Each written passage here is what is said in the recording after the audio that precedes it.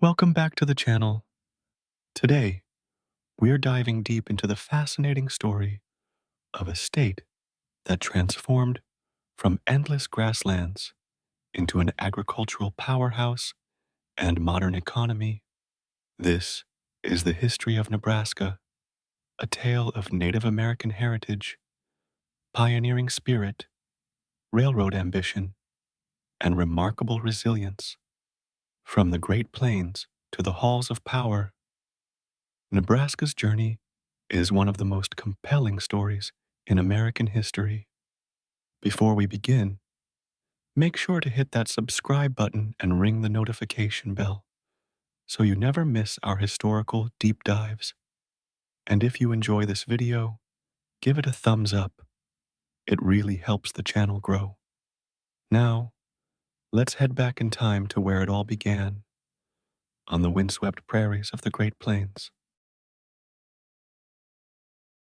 Long before European explorers set foot on the Great Plains, Nebraska was home to a rich tapestry of human civilization stretching back thousands of years.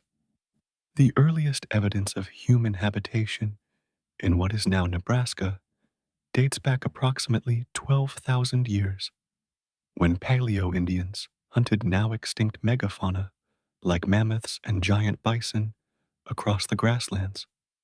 These early inhabitants were nomadic hunters and gatherers, following the great herds of animals that roamed the plains.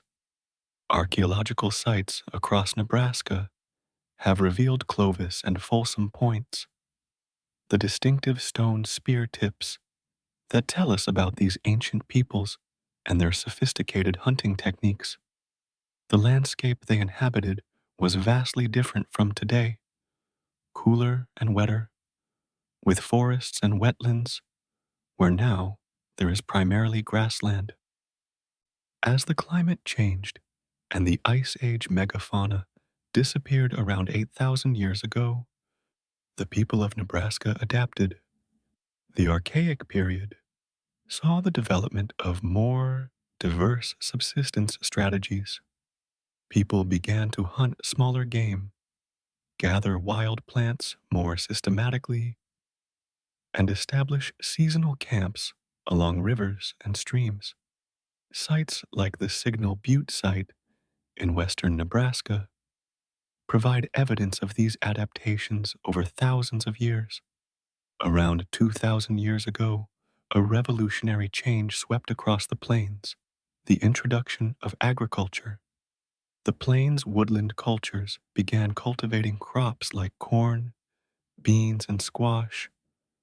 Though hunting and gathering remained important, these semi-sedentary peoples built more permanent villages, created sophisticated pottery, and developed extensive trade networks that connected the plains to distant regions. By the time European explorers arrived, several distinct Native American nations called Nebraska home. The Omaha, Ponca, Otoe, and Missouri tribes were settled agricultural peoples who lived in earth lodge villages along the Missouri River and its tributaries. These dome-shaped earth lodges, constructed with a framework of wooden posts covered with layers of grass and earth, could house extended families and provided excellent insulation against the harsh plains weather. The Pawnee dominated central Nebraska, establishing themselves as one of the most powerful nations on the plains. Living in the large villages along the Platte, Loup, and Republican rivers, the Pawnee were skilled farmers who also embarked on seasonal buffalo hunts. Their society was sophisticated and complex, with a rich spiritual tradition centered on astronomical observation and ceremonies tied to the agricultural cycle. Meanwhile, the western and northern regions of Nebraska saw the periodic presence of nomadic tribes, including the Lakota, Sioux, Cheyenne, and Arapaho, who had adopted the horse after its introduction by Spanish colonizers in the Southwest. The horse revolutionized plains life, making buffalo hunting far more efficient and enabling these tribes to follow the great herds across vast distances. These diverse native nations had established complex political relationships, trading networks, and territorial boundaries long before any European dreamed of Nebraska. The Pawnee and Sioux were often rivals, competing for hunting grounds and resources, while trading relationships connected tribes across thousands of miles, bringing shells from the Pacific coast and obsidian from the Rocky Mountains to Nebraska. The first Europeans to encounter Nebraska did so almost by accident. In 1541, Spanish conquistador Francisco Vázquez de Coronado, searching for the mythical golden cities of Cibola, may have reached the southeastern corner of what is now Nebraska. His expeditions, Quivira expeditions, brought Spanish explorers deep into the plains, though they found not gold, but grass, buffalo, and the settled villages of native peoples. For the next 2 centuries, Nebraska remained largely unknown to European powers. Spain claimed the region as part of its vast Louisiana territory, but Spanish presence was minimal and largely theoretical. The real power on the plains remained with the native nations who had lived there for generations. The pivotal moment came in 1682 when French explorer René Robert Cavelier, Sieur de la Salle, claimed the entire Mississippi River drainage basin for France, including Nebraska. This claim brought Nebraska nominally under French control, though actual French presence was limited to occasional fur traders and explorers. The most famous early European explorers to document Nebraska were French-Canadian brothers Pierre and Paul Mallet, who in 1729 traveled up the Platte River on their way to Santa Fe. They were struck by the river's unusual characteristics, its wide, shallow channels braiding across a broad valley. They called it the Platte, from the French word for flat or shallow, a name that stuck. Throughout the 18th century, French fur traders established occasional contact with Nebraska's native peoples, trading European goods for valuable furs. These early interactions established trading relationships, but also began the cultural exchange that would dramatically transform native societies. The geopolitical landscape shifted dramatically in 1762 when France, facing defeat in the 7 Years' War, secretly ceded Louisiana, including Nebraska, to Spain to keep it from falling into British hands. For the next 4 decades, Nebraska was theoretically Spanish territory, though Spanish control remained largely nominal. The most significant exploration of this era came after Louisiana returned to French control in 1800, shortly before France sold the vast territory to the United States in 1803. The Louisiana Purchase doubled the size of the United States overnight and brought Nebraska into American hands, though most Americans had no idea what they had acquired. President Thomas Jefferson was determined to find out. In 1804, he dispatched Meriwether Lewis and William Clark on their famous expedition to explore the newly acquired territory and find a route to the Pacific. Lewis and Clark's expedition traveled up the Missouri River along Nebraska's eastern border in the summer of 1804, making contact with the Otoe and Missouri tribes near present-day Bellevue and holding a council at a site that would later be called Council Bluff. Their journals provided the first detailed American descriptions of Nebraska's landscape and peoples. They described endless prairies, vast herds of buffalo, and the native nations who commanded the plains. Though they spent relatively little time in Nebraska itself, their expedition opened American eyes to the possibilities of the West. Following Lewis and Clark, a series of military and scientific expeditions ventured into Nebraska. In 1806, Lieutenant Zebulon Pike explored the Republican River region. Major Stephen Long's 1820 expedition traveled up the Platte River, but Long's assessment of the region was pessimistic.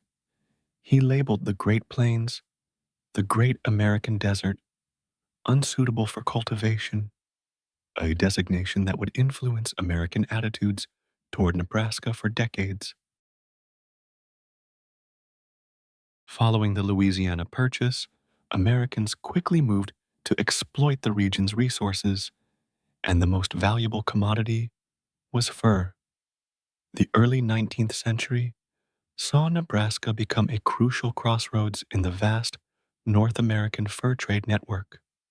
The Missouri Fur Company, founded by Manuel Lisa in 1809, established Fort Lisa near present-day Omaha in 18. This trading post became a vital hub for exchanging European manufactured goods for beaver pelts and other furs trapped by both Native Americans and American trappers. The fort attracted traders, trappers, and native peoples, creating a multicultural frontier society.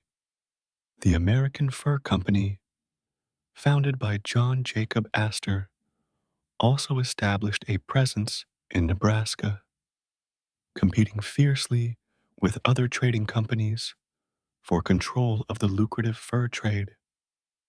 These competing interests sometimes led to conflict, but they also drove exploration and mapping of Nebraska's river systems. The fur trade brought profound changes to native societies. European goods, metal tools, firearms, glass beads, cloth became highly valued and integrated into native cultures. However, the fur trade also brought negative consequences, including inquiry, intertribal conflict over trapping territories, dependence on European goods, and exposure to diseases for which native peoples had no immunity. Bellevue, established as a fur trading post in 1822 by the Missouri Fur Company, became Nebraska's first permanent European American settlement. Located on the Missouri River bluffs, Bellevue served as a trading center and later as the site of a mission and Indian agency. Today, it claims the title of Nebraska's oldest continuous community. As the fur trade flourished, Nebraska also became a thoroughfare for westward migration. The 1840 saw the beginning of the great overland migrations to Oregon, California, and Utah. The Platte River Valley provided a natural corridor across the plains, with its relatively flat terrain and access to water and fuel.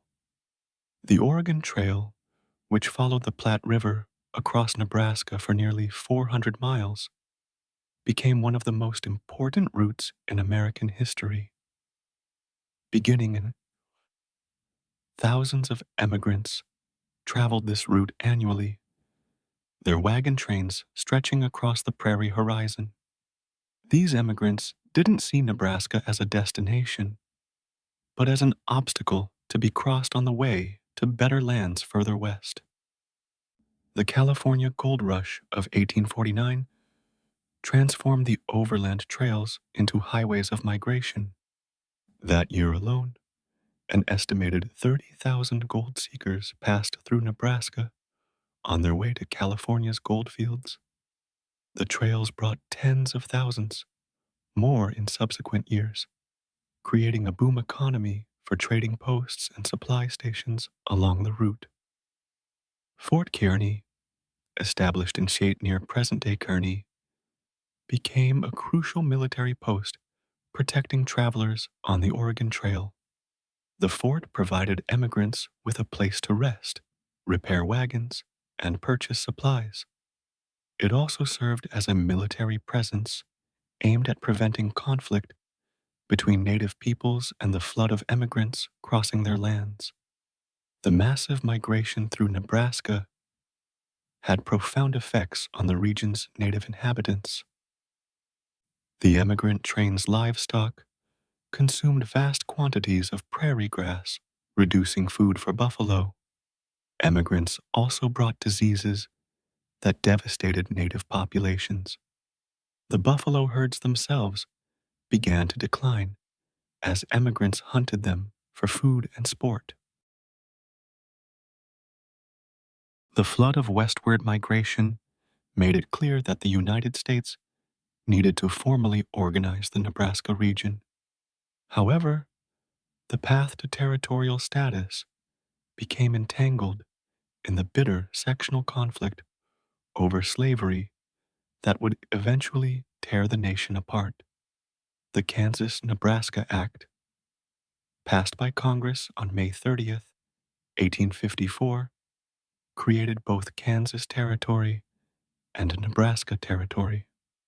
The act, championed by Illinois Senator Stephen A. Douglas, was deeply controversial because it repealed the Missouri Compromise of 1820, which had prohibited slavery in the Louisiana Purchase lands north of 36 degrees Fahrenheit.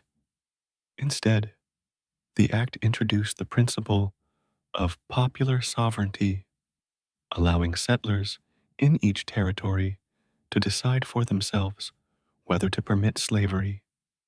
The consequences were immediate and violent. While Nebraska Territory, further north and with a climate less suited to plantation agriculture, attracted relatively few pro-slavery settlers. Kansas Territory erupted into the violence of Bleeding Kansas as pro-slavery and anti-slavery forces fought for control. Nebraska largely avoided this violence, but the national conflict over slavery's expansion would ultimately lead to the Civil War. Nebraska Territory was enormous at its creation, stretching from Kansas to the Canadian border and from the Missouri River to the Continental Divide. It encompassed parts of what would become not only Nebraska, but also much of North Dakota, South Dakota, Montana, Wyoming, and Colorado. This vast territory would be progressively reduced as other territories and states were carved from it.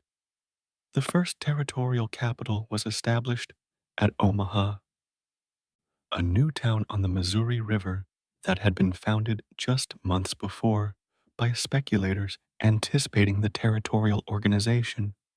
Omaha's selection as capital was controversial, with residents of other settlements feeling the choice was influenced by political connections and real estate speculation. The territorial government faced enormous challenges. The territory had fewer than 3,000 European American residents when it was organized, most clustered along the Missouri River. The vast interior remained the domain of native peoples, and the territorial government had almost no authority beyond the river settlements. Early territorial governors struggled with limited resources, conflicts of jurisdiction, and the enormous distances involved in governing such a vast territory. The first territorial legislature met in Omaha in January 1855 in a building that was barely finished and inadequately heated, a fitting metaphor for the rough frontier conditions. Despite these challenges, Nebraska Territory grew rapidly in the late 1850s. The promise of free or cheap land attracted settlers primarily from the Midwest and Northeast. Small towns sprung up along the Missouri River: Nebraska City, Plattsmouth, Dakota City, Brownville, each hoping to become an important commercial center. The territorial period saw the establishment of crucial institutions that would shape Nebraska's future. The University of Nebraska was chartered in 1869. Though it wouldn't admit students until after statehood, churches, schools, and newspapers were established, bringing the institutions of civilization to the frontier. The Civil War years, 1861 to 1865, had a significant impact on Nebraska Territory despite its distance from the major battlefields. Many Nebraska men volunteered for Union service, and the territory contributed to the war effort. The war also accelerated westward migration, as the Homestead Act of 1862 offered free land to settlers willing to farm it. Though the act's impact wouldn't be fully felt until after the war ended. During the war, Native peoples in Nebraska faced increasing pressure. The Dakota War of 1862 in Minnesota sent shockwaves through the plains, leading to increased military presence and tensions. Though Nebraska itself saw limited violence, the writing was on the wall. The federal government intended to confine Native peoples to reservations and open their lands to European American settlement. The Transcontinental Railroad, authorized by Congress during the war, would transform Nebraska from a region people crossed to a destination. The Union Pacific Railroad was chartered to build westward from Omaha, while the Central Pacific built eastward from California. The race to lay track would make Nebraska the gateway to the West and fundamentally reshape the territory's economy and society. Construction on the Union Pacific began in Omaha in 1865. Immediately after the Civil War ended, the railroad brought an influx of workers, many of them Irish immigrants and Civil War veterans.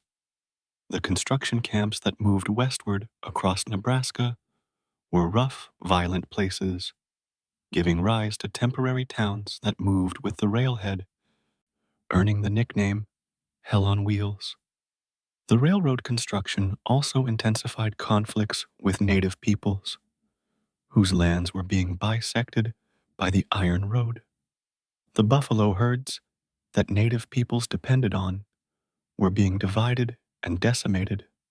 Railroad workers and buffalo hunters killed the animals by the thousands, often for sport, or to sell hides, leaving carcasses to rot on the prairie. By 1867, Nebraska Territory had grown and developed sufficiently that statehood became possible. The territorial legislature passed an enabling act calling for a constitutional convention.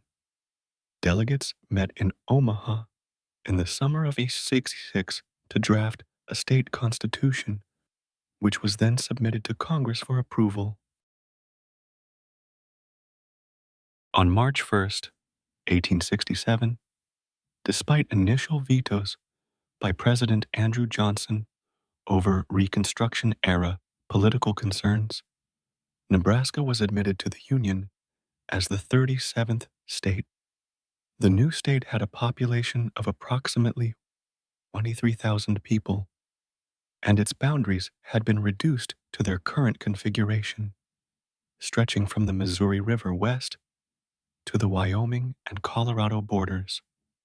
The early years of statehood coincided with the dramatic completion of the Transcontinental Railroad. On May 10, 1806, the Union Pacific and Central Pacific Railways met at Promontory Summit, Utah, linking the Atlantic and Pacific coasts by rail for the first time.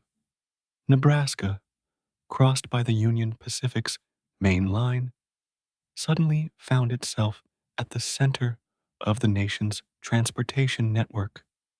The railroad transformed Nebraska almost overnight. Towns that had existed as small farming communities or trail stops became bustling railroad centers. Omaha, as the eastern terminus of the Union Pacific, became a major transportation and commercial hub. Grand Island, Kearney, North Platte, and Sydney grew along the railroad line, their fortunes tied to the iron rails. The railroad also brought waves of new settlers. Railroad companies, granted enormous land grants by the federal government, actively recruited immigrants from Europe and migrants from eastern states. They published promotional materials in multiple languages, advertising Nebraska as a land of opportunity with fertile soil and abundant rainfall. Some of these claims were exaggerated or outright false, but they were effective. The 1870s and 1880s saw Nebraska's population explode. From 123,000 people at statehood in 1867, the population grew to 452,000 by 1880 and topped 1 million by 1890.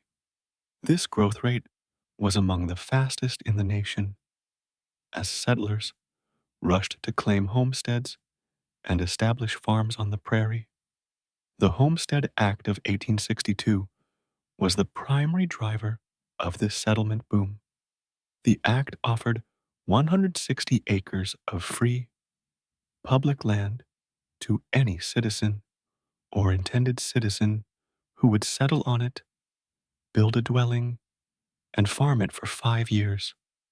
Tens of thousands of homesteaders took advantage of this opportunity, staking claims across the Nebraska prairie. However, homesteading was far from easy. The Great Plains posed enormous challenges to farmers accustomed to the wooded, well-watered regions of the East. Timber was scarce, forcing settlers to build sod houses cut from the tough prairie turf. These soddies were dark, dirt-floored dwellings that leaked in rain and housed insects and mice. But they provided shelter on a treeless plain. Water was another constant challenge. Surface water was scarce outside river valleys, and wells had to be dug deep into the earth. Windmills, which could pump water using the plain's constant wind, became an iconic feature of the Nebraska landscape, their silhouettes standing against the endless sky. The climate itself was harsh and unpredictable. Winters brought blizzards that could kill livestock and trap families in their homes for days. Summers brought scorching heat and periodic droughts. Spring and summer thunderstorm could bring hail that destroyed entire crops in minutes, or tornadoes that leveled farmsteads. The insects could be equally devastating.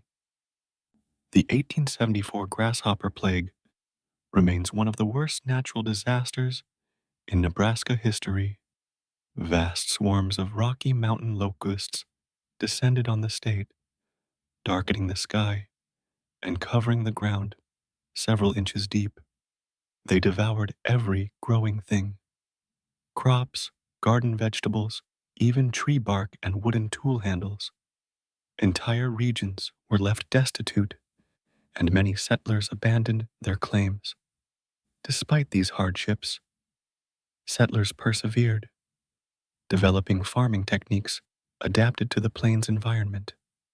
They learned to break the tough prairie sod using heavy steel plows. They experimented with wheat varieties suited to the climate, particularly winter wheat that could be planted in fall and harvested in early summer, avoiding some of the drought risk. The same railroad that brought settlers also made commercial agriculture possible.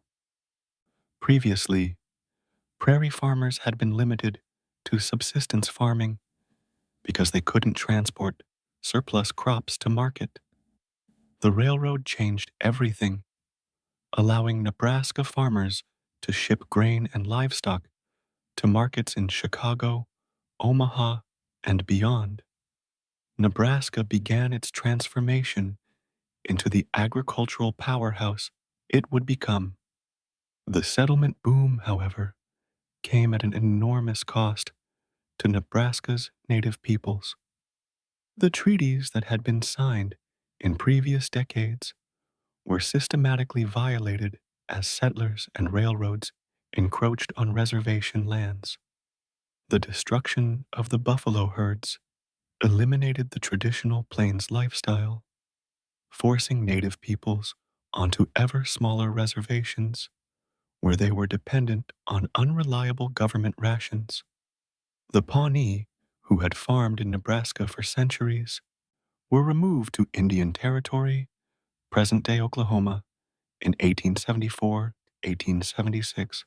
The Ponca suffered a similar fate, forcibly relocated to Indian Territory in 1877 in a march that killed many, including the daughter of Chief Standing Bear. Standing Bear's subsequent legal battle to return to Nebraska and bury his daughter resulted in a landmark 1879 court decision recognizing Native Americans as persons under the law, though this didn't prevent their dispossession. By 1890, Nebraska's native population had been largely removed to reservations or driven from the state entirely, opening their lands to European American settlement. The Omaha and Winnebago reservations in northeastern Nebraska and the Santee Sioux Reservation on the northern border represented the only significant remaining native presence in the state. A tragic end to thousands of years of native history in Nebraska.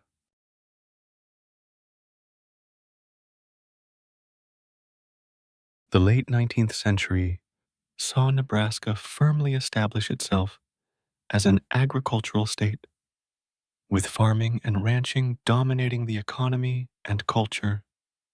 The endless prairies of grass that had once supported buffalo herds were transformed into an ocean of wheat, corn, and other crops.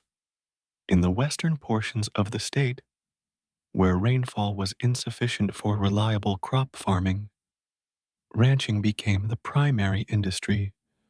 Open range cattle ranching flourished in the 1870s and 1880s with vast herds grazing on public lands. Cowboys drove cattle to railroad shipping points, creating the iconic imagery of the American West. Though the open range era would be relatively brief, ending as homesteaders fenced the range and farmers moved into ranching territories. Eastern and central Nebraska became crop farming country. Corn proved particularly well suited to Nebraska's soil and climate, and the state rapidly became one of the nation's leading corn producers. Wheat, particularly winter wheat, also became a major crop. Farmers also grew oats, barley, and hay, supporting both crop and livestock operations. The introduction of new agricultural technology revolutionized farming on the Great Plains. Mechanical reapers and the threshers, steel plows, and later steam-powered equipment allowed farmers to work larger acreages more efficiently. Windmills pumped water from deep wells, enabling farming in areas without surface water. Barbed wire, patented in the 1870s, finally provided an affordable way to fence vast open areas, ending the open range era and protecting crops from wandering livestock. However, Nebraska's farmers faced significant challenges beyond weather and insects. The costs of shipping grain to market via railroad were high, and farmers felt that railroads charged exploitative rates, enriching railroad companies while farmers struggled. The cost of manufactured goods, which had to be shipped in from the east, also seemed unfairly high. Farmers were also vulnerable to national and international market forces beyond their control. Grain prices fluctuated wildly based on world markets, and a farmer who planted when prices were high might harvest when prices had crashed, leaving him unable to pay his debts. Banks held mortgages on many farms, and foreclosure was a constant threat during hard times. These economic pressures sparked a political movement that would make Nebraska a center of agrarian radicalism. The Farmers' Alliance movement grew rapidly in Nebraska in the 1880s, organizing farmers to demand reform. The alliance advocated for railroad regulation, currency reform, and other policies to help farmers. By 1890, the alliance had evolved into the Populist Party, officially known as the People's Party, which challenged the dominance of Republicans and Democrats. Populists called for government ownership of railroads and telegraphs, free coinage of silver to increase the money supply, a progressive income tax, direct election of senators, and other reforms that were considered radical at the time. Nebraska became a major center of populist strength. In 1890, populist candidates won sweeping victories in state elections, sending populists to Congress and gaining control of the state legislature. The movement's strength reflected the genuine economic distress of many Nebraska farmers and the feeling that the existing political system didn't represent their interests. The most famous Nebraskan associated with the populist era was William Jennings Bryan. Though not initially a populist, Bryan, a congressman from Lincoln, adopted many populist ideas and became their champion. His famous Cross of Gold speech at the 1896 Democratic Convention, in which he argued both for free coinage of silver and passionately defended the interests of farmers and workers, made him the Democratic and populist nominee for president at age 36. Bryan lost the E96 election to William McKinley, but remained a major political figure, running for president 3 times and serving as Secretary of State under Woodrow Wilson. His influence on Nebraska politics was profound, and Lincoln, the state capital, became known as a progressive stronghold under his influence. The populist movement gradually declined after 1899 as many of its ideas were absorbed by the progressive movement of the early 20th century.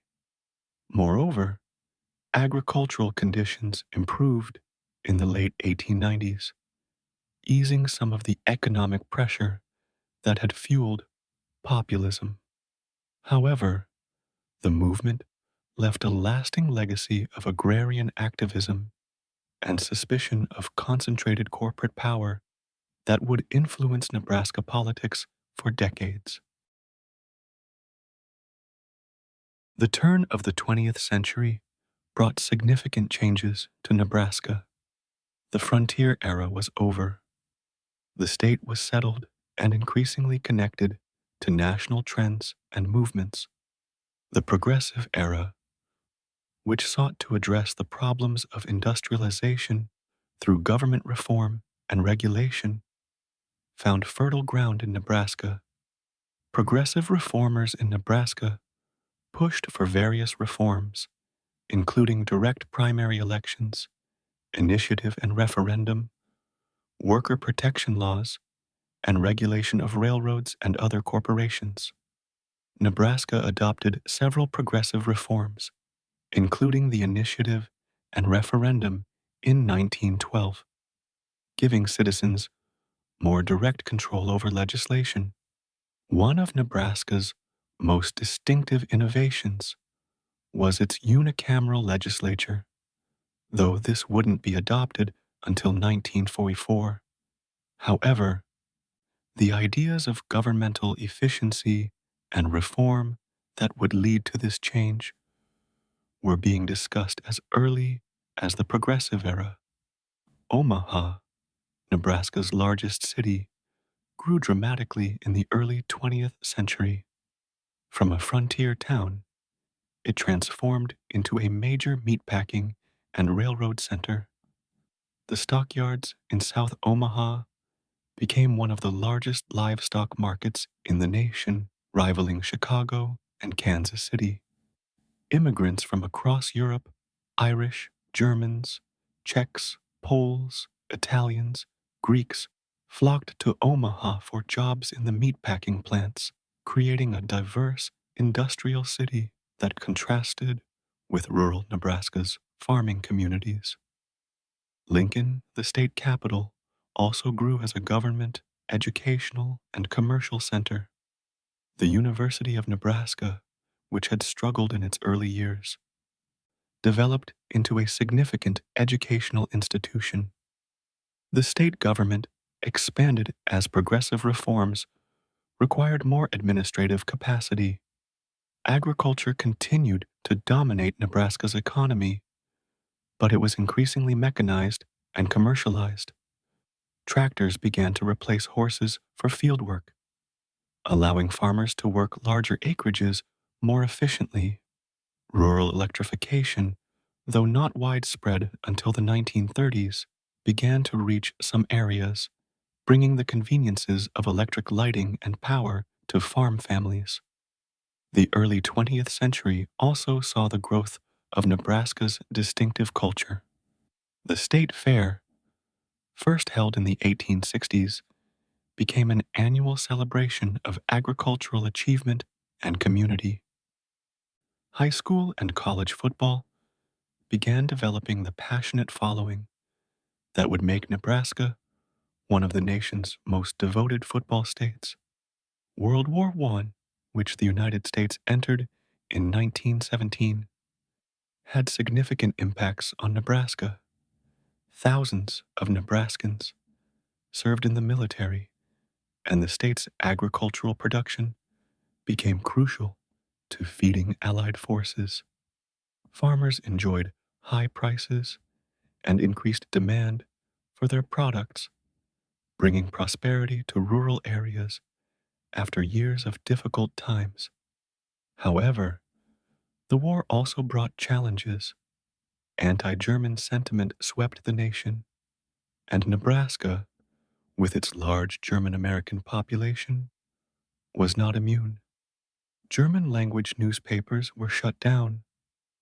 German was banned from being taught in schools, and German Americans faced suspicion and sometimes violence. Towns with German names changed them to more American-sounding alternatives. This suppression of German culture left lasting scars in Nebraska's German American communities. The war also accelerated social changes. Women's role in society was expanding as they filled jobs vacated by men serving overseas and contributed to war efforts on the home front. The suffrage movement gained strength, and Nebraska ratified the 19th Amendment, granting women the right to vote in 1920, though Nebraska had already granted women limited voting rights in earlier years. The 1920s brought mixed fortunes to Nebraska, while the decade is remembered as the Roaring Twenties in urban America. Nebraska's farmers experienced a prolonged agricultural depression. The high crop prices of the World War I years collapsed after the war ended, as European agricultural production recovered and demand for American farm products decreased. Nebraska farmers who had expanded their operations during the war, often going into debt to buy more land or equipment, found themselves struggling with low prices and high debts. Farm foreclosures increased, and many rural communities suffered economic distress throughout the decade. In contrast, Nebraska's cities, particularly Omaha, enjoyed prosperity during the 1920s. The meatpacking industry remained strong, and Omaha developed as a regional, commercial, and financial center. The decade brought modern conveniences like automobiles, radio, and motion pictures to urban Nebraskans, connecting them to national culture. The 1920s also saw the rise of bootlegging and organized crime in Nebraska, as in the rest of the nation, due to prohibition. Omaha, located on major transportation routes, became a center for illegal liquor operations, and gangsters battled for control of the trade. The era's lawlessness would later be immortalized in popular culture. The stock market crash of 1929 and the subsequent Great Depression devastated Nebraska's already struggling agricultural economy. As the national economy collapsed, farm prices plummeted even further. Corn sold for pennies a bushel, so little that some farmers burned it for fuel rather than sell it at a loss. The Depression's effects on Nebraska were catastrophic and came on top of years of agricultural distress.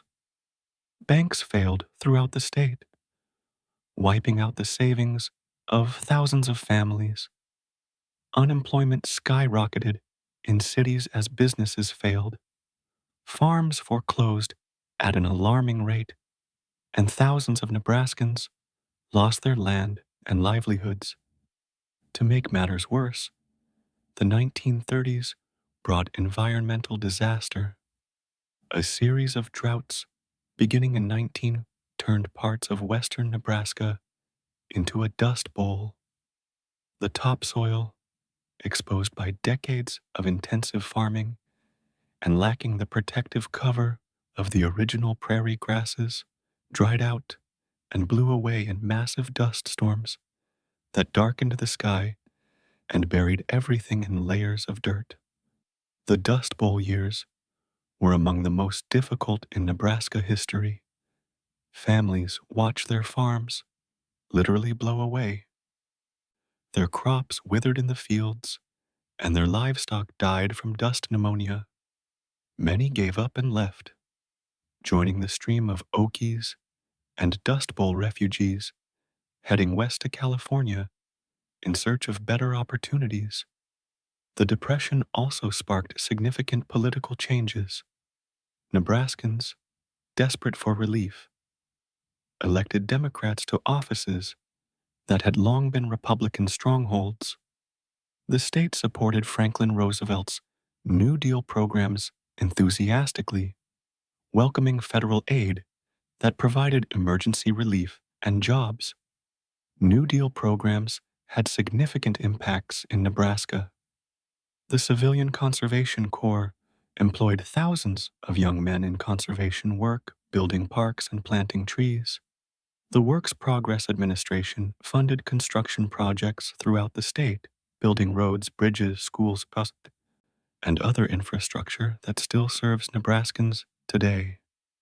The Agricultural Adjustment Administration tried to help farmers by reducing production and raising prices, though these programs had mixed results.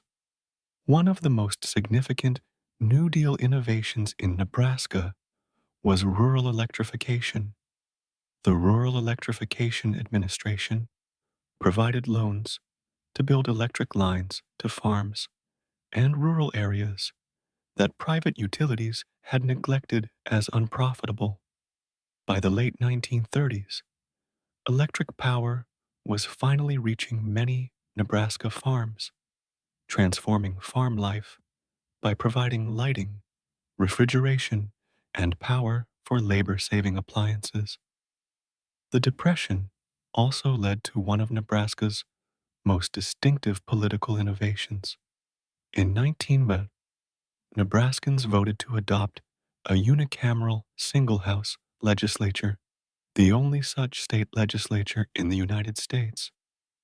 Supporters argued that a single house would be more efficient, less expensive, and harder for special interests to manipulate.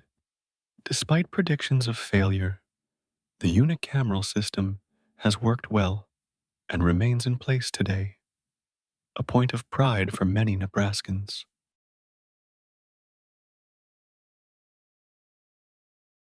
World War II brought dramatic changes to Nebraska, ending the Depression and transforming the state's economy. As in World War I, thousands of Nebraskans served in the military. The state's agricultural production once again became crucial, with farms working at maximum capacity to feed American troops and allied nations. The war brought prosperity back to Nebraska's farms. Crop prices rose sharply, and farmers who had struggled through the 1930s finally enjoyed profitable operations. The government encouraged maximum production, and farmers responded by planting every available acre. Rationing of consumer goods meant farmers had money, but little to spend it on. So many paid off the debts that had burdened them for years. World War II also brought military installations to Nebraska. The Army Air Force established several airfields for training pilots and as staging bases for strategic bombers. The most significant was the establishment in 1948, shortly after the war, of what would become Offutt Air Force Base near Omaha, which would play a crucial role in the Cold War as the headquarters of the Strategic Air Command. The war accelerated mechanization of agriculture. Labor shortages on the home front, as men left for military service, pushed farms to adopt more machinery. Tractors became universal, and combine harvesters replaced the separate machines of earlier eras. After the war, this mechanization trend continued, with ever larger and more efficient equipment allowing fewer farmers to work more land. The post-war years brought unprecedented prosperity to Nebraska. The agricultural boom continued through the late 1940s and 1950s as the nation's economy expanded and international demand for American agricultural products remained strong. Farmers who had scraped by through the Depression and then prospered during the war invested in land, equipment, and improvements. However, prosperity brought changes that would reshape rural Nebraska. Mechanization meant fewer workers were needed on farms. Rural families, particularly young people, increasingly moved to cities in search of better economic opportunities and more diverse lifestyles. Small rural towns that had thrived in earlier eras began a long, slow decline as their populations drifted away. Nebraska's cities, meanwhile, grew significantly. Omaha continued its development as a regional center for business, transportation, and commerce. The insurance and telecommunications industries became increasingly important. diversifying the city's economy beyond meatpacking and railroads. Lincoln grew as both state capital and university town, with the University of Nebraska developing into a major research institution. The 1950s and early 1980s brought the interstate highway system to Nebraska. Interstate 80, following roughly the route of the Oregon Trail and the Union Pacific Railroad across the state, became a major transcontinental highway. The interstate system provided improved transportation, but also accelerated the decline of small towns not on the new highways, as travelers bypassed communities that had once thrived on highway traffic. The Cold War era brought significant military presence to Nebraska. Offutt Air Force Base became the headquarters of Strategic Air Command, SAC, which controlled America's strategic bomber force, and later its intercontinental ballistic missiles. Nebraska also hosted several Strategic Air Command bases and missile sites, making the state a target in any potential nuclear war, but also bringing military spending and jobs. The late 20th century brought profound changes to Nebraska's agricultural economy. Farms grew ever larger as mechanization and economics favored large-scale operations. The family farm, worked by a single family on a few hundred acres, increasingly gave way to large farming operations controlling thousands of acres. Many farms became part of corporate agricultural enterprises, further changing the nature of rural life. Irrigation transformed large areas of Nebraska, particularly in the central and western regions overlying the Ogallala Aquifer. Center pivot irrigation systems, those distinctive circular green patches visible from the air, allowed farmers to reliably grow corn and other crops in the areas that had previously been marginal for agriculture. This irrigation boom brought prosperity, but also concerns about groundwater depletion. The cattle feeding industry became increasingly important to Nebraska's economy. Large feedlots, where cattle are fattened for market on grain-based diets, became major operations. Nebraska's abundant corn production made it an ideal location for cattle feeding, and by the late 20th century, Nebraska had become one of the nation's leading beef-producing states. However, rural Nebraska continued its long population decline. Small towns lost population. As young people moved to cities, farms required fewer workers, and businesses consolidated. Many small-town main streets emptied, with storefronts standing vacant. Schools consolidated as fewer children remained in rural areas. This rural decline became a major concern for the state, with some asking whether rural Nebraska had a sustainable future.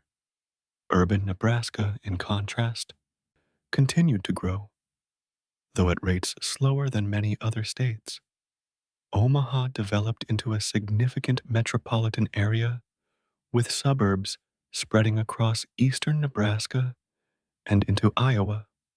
The city diversified its economy, becoming a major center for telecommunications, insurance, and financial services. Companies like Berkshire Hathaway, headed by Omaha native Warren Buffett, made the city a financial center. Lincoln also grew steadily, benefiting from state government employment, the University of Nebraska, and a more diversified economy. The city developed a reputation for quality of life, repeatedly ranking high in national livability surveys. Nebraska faced social challenges similar to other states, including racial tensions and inequality. African Americans in Omaha, concentrated primarily in the near North Side neighborhood, faced discrimination and economic disadvantage. Race riots in 1969 highlighted these tensions, leading to gradual efforts at reform, though inequality and segregation remained ongoing issues. The late 20th century also saw increased Latino immigration to Nebraska, primarily attracted by jobs in meatpacking and agricultural processing. Towns like Lexington and Schuyler were transformed as their populations became majority Latino. This immigration brought cultural diversity and economic vitality, but also created tensions and challenges of integration. Nebraska's politics evolved as well. Traditionally Republican at the state level, Nebraska became increasingly conservative in the late 20th century. However, the state maintained a pragmatic, non-ideological tradition in many areas, particularly at the local level. Nebraska's nonpartisan, unicameral legislature continued to function in a less confrontational manner than many partisan state legislatures. One distinctive feature of Nebraska politics is its system for awarding electoral votes. Unlike the winner-take-all system used by most states, Nebraska and Maine award electoral votes by congressional district. While this rarely affects election outcomes, it makes Nebraska unique and occasionally gives the state additional attention in close presidential elections. As Nebraska entered the 21st century, it faced both challenges and opportunities. The state's economy remained heavily based on agriculture and agricultural processing, but efforts to diversify continued. Technology companies, financial services, and renewable energy industries became increasingly important. The 2000s and 2010s saw continued rural population decline, but also efforts to revitalize rural communities. Some towns found success through tourism, agricultural niche products, or attracting remote workers who could live anywhere. However, many small towns continued to struggle with aging populations and limited economic opportunities. Nebraska's agricultural sector remained productive and economically significant, though it employed a shrinking percentage of the population. Nebraska consistently ranked among the top states in production of beef, corn, soybeans, and other agricultural products. The state's farmers adopted precision agriculture technologies using GPS sensors and data analysis to increase efficiency and yields. Water resources became an increasingly important issue in 21st century Nebraska. The Ogallala Aquifer, which had enabled the irrigation boom, showed signs of depletion in some areas. Conflicts over water rights and usage intensified, particularly in the Republican River Basin, where interstate compacts required Nebraska to allow sufficient water to flow to Kansas. Balancing agricultural water needs with aquifer sustainability became a major policy challenge. Environmental issues generally gained attention in Nebraska, though often later than in coastal states. Concerns about soil erosion, water quality, wetland preservation, and wildlife habitat drove some conservation efforts. The rainwater basin in south central Nebraska, a critical stopover for migrating waterfowl, became a focus of conservation efforts. The Sandhills region of north-central Nebraska, North America's largest sand dune formation, remained largely in grass cover, supporting cattle ranching and unique ecosystems. The Keystone XL pipeline controversy became a major issue in the 2010s, dividing Nebraskans.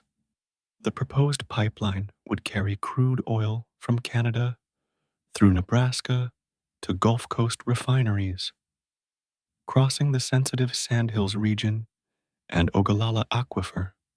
Environmental groups and some landowners opposed it, while others supported it for economic benefits. The debate reflected tensions between economic development and environmental protection that characterize many rural issues. Nebraska's cities continued to evolve. Omaha developed a thriving downtown, with the Old Market Entertainment District becoming a major attraction. The city invested in attractions like the Henry Dorley Zoo and Aquarium, widely considered one of the world's best zoos. Omaha also emerged as a center for college baseball, hosting the College World Series annually, which became a major event bringing thousands of visitors to the city each June. Lincoln maintained its character as a college town and state capital. The University of Nebraska's football program remained a source of immense state pride, with Husker football games attracting sellout crowds that make Memorial Stadium the state's third largest city on game days. This passionate support for the team represents a rare unifying force across Nebraska's diverse geography and demographics. Education remained a priority and challenge for Nebraska. The state maintained generally strong public schools, but funding disparities between wealthy suburban districts and poor rural or urban districts created inequalities. Higher education institutions, including the University of Nebraska system and several smaller colleges, worked to serve an increasingly diverse student body while managing budget pressures. Healthcare access became an increasingly critical issue, particularly in rural areas. Many small-town hospitals and clinics closed due to financial pressures, leaving rural residents with long distances to travel for care. Recruiting doctors and other healthcare professionals to rural areas proved challenging. Telemedicine offered some solutions, but the fundamental challenge of providing adequate healthcare to dispersed rural populations remained. As we conclude our journey through Nebraska's history, it's worth reflecting on what defines this state and its people. Nebraska's identity is complex, shaped by its prairie geography, agricultural economy, frontier heritage, and the enduring strength of its communities. One defining characteristic of Nebraska is its agricultural foundation. Though most Nebraskans now live in cities, agriculture remains central to the state's economy, culture, and identity. The values associated with farming, hard work, self-reliance, connection to the land, optimism in the face of uncertainty, permeate Nebraska culture even among those who have never farmed. Nebraska's landscape itself shapes its character. The endless horizons, the big sky, the isolation of farm and ranch country, these create a particular relationship between people and place. The harsh climate, with its extremes of heat and cold, droughts and floods, blizzards and tornadoes, demands resilience and creates bonds among those who endure it together. Community remains extraordinarily important in Nebraska. particularly in small towns where everyone knows everyone and social bonds are strong. This sense of community manifests in barn raisings or their modern equivalents, in neighbors helping neighbors during hard times, in towns rallying around their high school sports teams. Even in larger cities, Nebraskans maintain a reputation for friendliness and civic engagement. Nebraska's history of innovation and reform continues to influence the state, from adopting the unicameral legislature to innovations in agricultural technology and practice. Nebraskans have often been willing to try new approaches when circumstances demanded. This pragmatic innovativeness, combined with respect for tradition, creates an interesting tension in Nebraska culture. The state's diversity is often underappreciated. While Nebraska is predominantly white, significant African American, Latino, Asian, and Native American populations contribute to the state's cultural richness. Omaha's multi-ethnic neighborhoods, Lincoln's international community around the university, and the Latino communities in meatpacking towns add complexity to Nebraska's cultural landscape. Looking to the future, Nebraska faces significant challenges. Rural depopulation continues, threatening the survival of many small communities. Water resource management will be crucial for sustaining agriculture. The state must balance agricultural production with environmental stewardship. Economic diversification remains important to reduce dependence on agriculture and create opportunities for young people. Yet Nebraska also has significant strengths to build upon. The state's agricultural productivity remains world-class. Its strategic location and transportation infrastructure continue to serve it well. Low unemployment and a relatively low cost of living make it attractive for families and businesses. The strong work ethic and sense of community that characterize Nebraska culture are assets that cannot be easily quantified. Nebraska's universities and community colleges work to develop the skilled workforce the 21st century economy demands.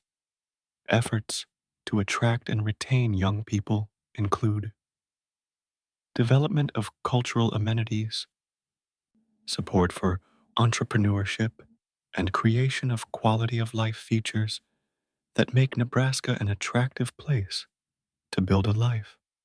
From the ancient peoples who first hunted mammoth on these plains, through the native nations who made this land their home for centuries, to the waves of pioneers and immigrants who transformed the prairie, to the Nebraskans of today building the state's future.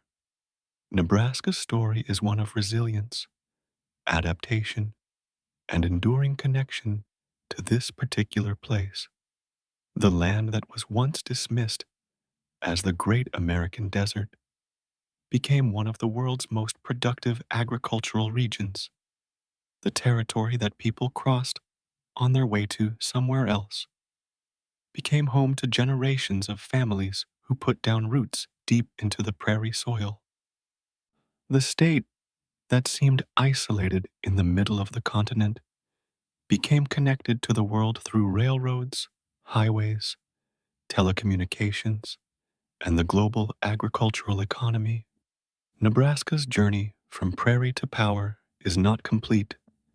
It's an ongoing story being written every day by Nebraskans working their fields, managing their businesses, teaching in their schools, serving their communities, and building their futures.